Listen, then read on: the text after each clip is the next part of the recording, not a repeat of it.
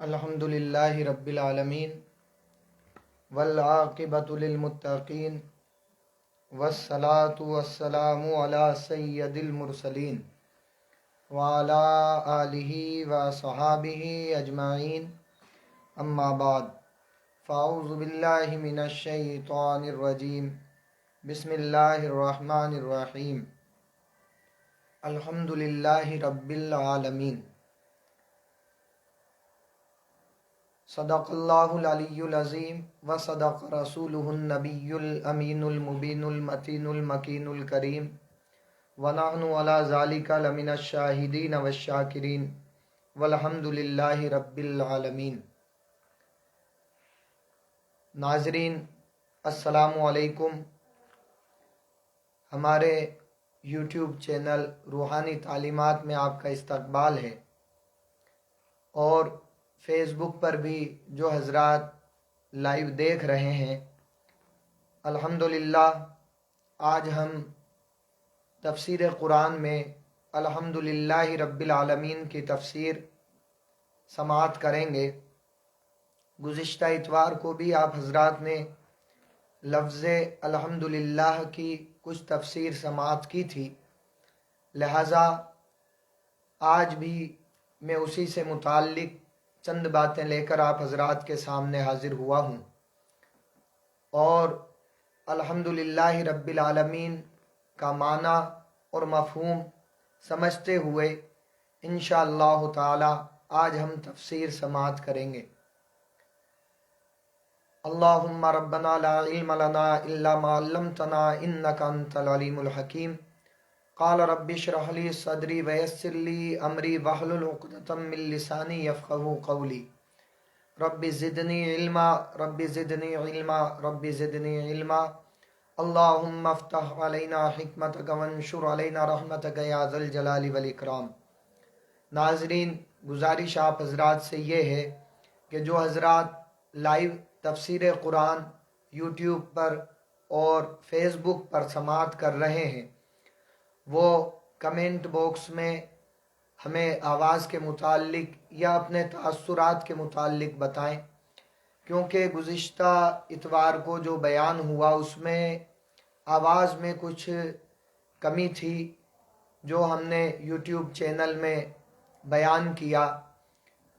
اگر آپ حضرات اطلاع کرتے تو ہو سکتا ہے ہم کچھ اس کو صحیح کرنے کی کوشش کرتے، کیونکہ یہ لائیو بیان ہے، لہٰذا آپ حضرات کمنٹ باکس میں اپنے تاثرات بتاتے رہیں۔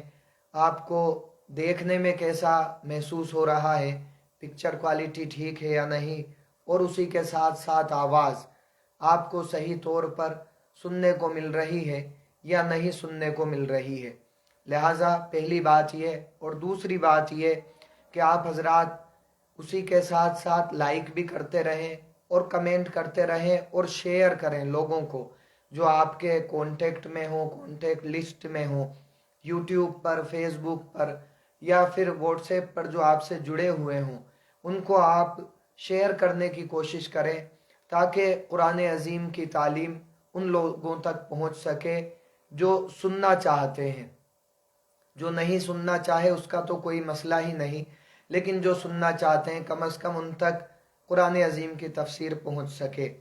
الحمدللہ گزشتہ اتوار کو آپ حضرات نے لفظ الحمدللہ کی تعریف بیان سماعت کیا، اور اس کا ترجمہ سیدی اعلیٰ حضرت امام اہل سنت الشاہ امام محمد رضا خان فاضل بریلوی فرماتے ہیں: سب خوبیاں اللہ کو جو مالک سارے جہان والوں کا۔ الحمدللہ رب العالمین۔ الحمد حمد سے بنا ہے، جس کا معنی تعریف بھی آتا ہے اور بڑائی بھی آتا ہے اور شکر بھی آتا ہے، خوبیاں بھی اس کے معنی میں آتی ہیں۔ لہٰذا یہ ایک کلام جو اللہ تعالیٰ کا اس آیت میں ہے، یہ بڑا نفیس کلام ہے، اور بندے کو دعا کرنے کا ایک راستہ بھی بتاتا ہے۔ آواز میں کچھ آج کمی ہے، لہٰذا اسی آواز میں میں کوشش کروں گا کہ آپ تک بات پہنچاؤں۔ الحمدللہ، اللہ کی تعریف، حمد اس کی توصیف بیان کرنا اور اسی کے ساتھ ساتھ شکر ادا کرنا، اسی کے ساتھ ساتھ ایک دعا بھی ہے۔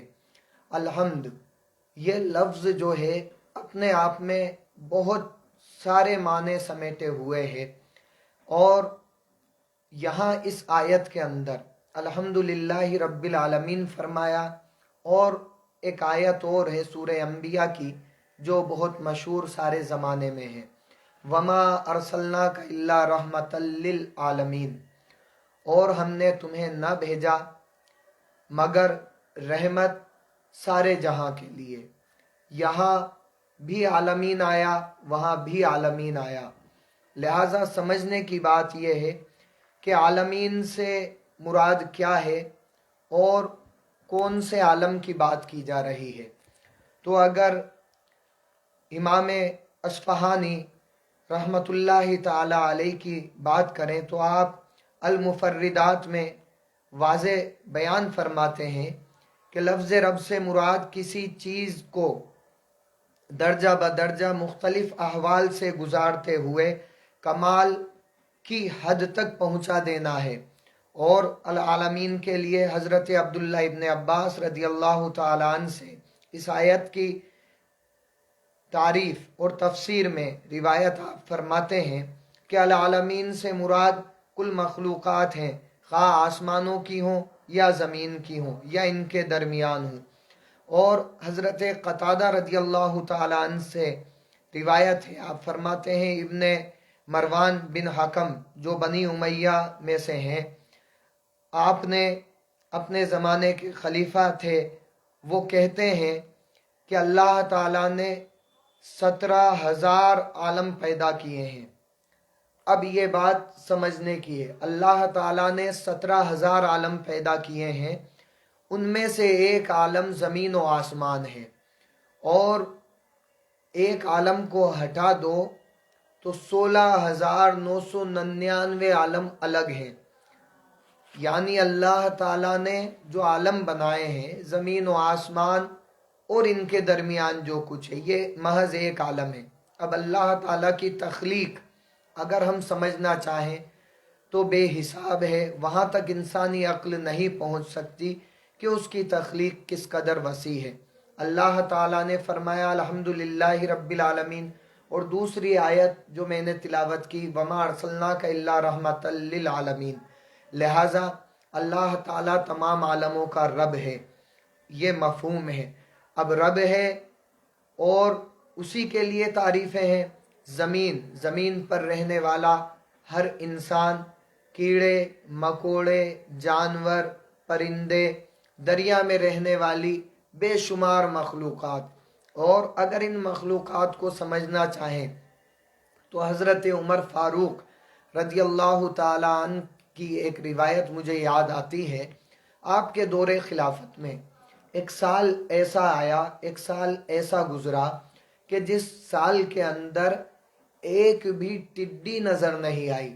حضرت عمر فاروق بڑے حیران ہوئے، پریشان ہوئے، اور آپ نے اپنے قرب و جوار کے اندر صحابہ کو بھیجا کہ جاؤ ٹڈی تلاش کرو، پورے عرب میں کہیں ٹڈی نہیں ملتی۔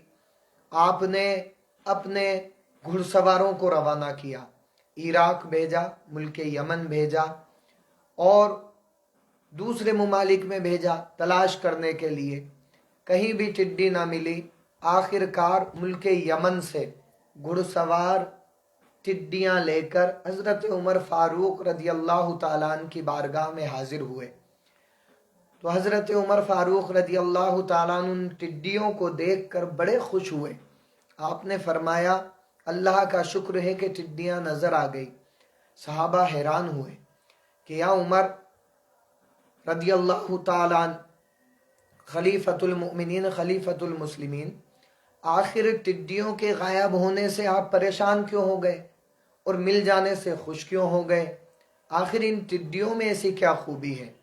حضرت عمر فاروق رضی اللہ تعالیٰ عنہ بیان فرماتے ہیں کہ اللہ تعالیٰ نے 1,000 مخلوقات پیدا فرمائی ہیں، ان میں سے 600 مخلوق اللہ تعالیٰ نے طریقی بنائی ہیں۔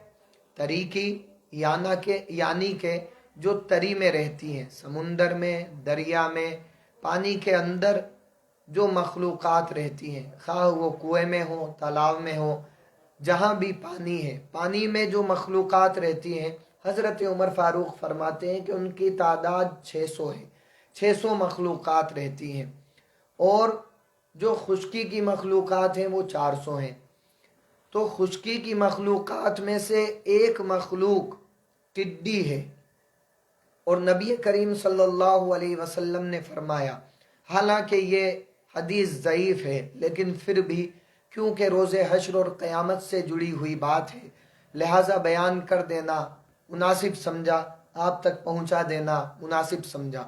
حضرت عمر فاروق رضی اللہ تعالیٰ عنہ فرماتے ہیں کہ 600 مخلوقات تری کی، 400 مخلوقات خشکی کی، ان خشکی کی مخلوقات کے اندر ٹڈی ایک ہے۔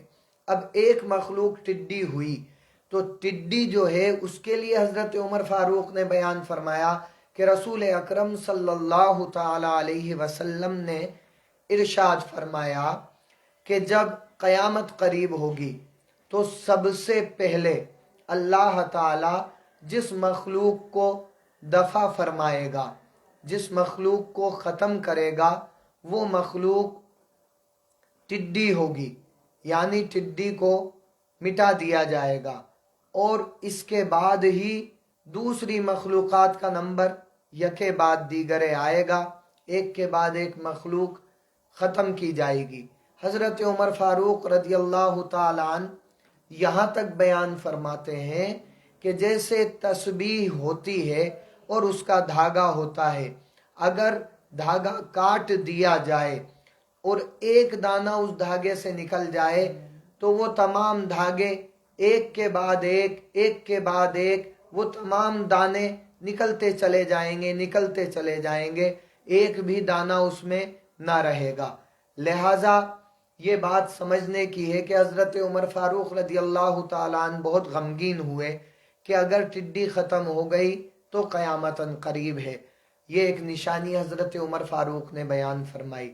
لہٰذا آج ہم اس بیان کو یہیں تک رکھتے ہیں۔ الحمدللہ رب العالمین، سب خوبیاں اللہ کو جو مالک سارے جہان والوں کا۔